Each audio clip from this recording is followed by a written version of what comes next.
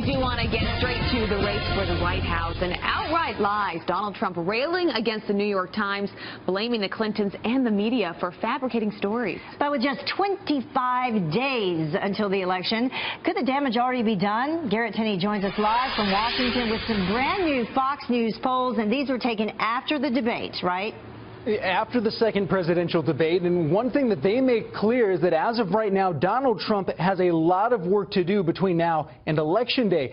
It's not so much that Hillary Clinton is gaining support, rather it's that Donald Trump is losing it.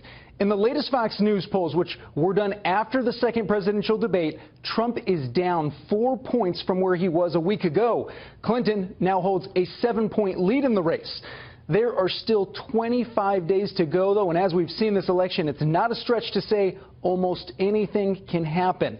Yesterday in West Palm Beach, Florida, Donald Trump took on the string of sexual allegations that have come out against him in recent days. He called his accusers horrible, horrible liars and said the mainstream media is set on helping Hillary Clinton win this election at any cost.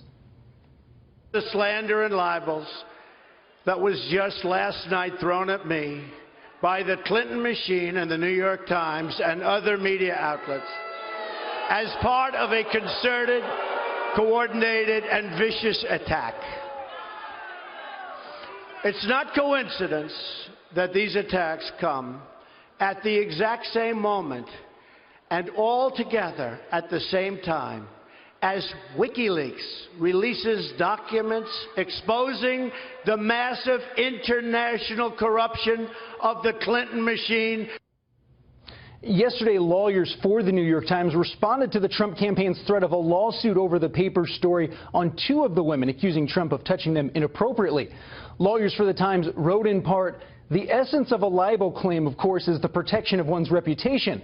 Nothing in our article has had the slightest effect on the reputation that Mr. Trump, through his own words and actions, has already created for himself."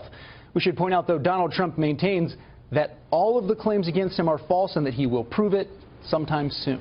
Heather, when that happens. Yeah, we'll see how that plays out. Garrett, but let's get back to some of those Fox News polls. The big takeaway is Trump seeing a big dip in the numbers, but how much of it has to do with that Access Hollywood video?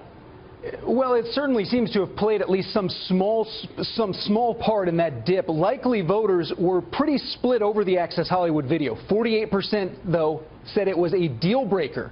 The other 48% said no big deal. What's unclear is how many of those that said it was a deal breaker were actually undecided already. When it comes to independents, though, Trump is down 4 points from where he was a week ago among independents.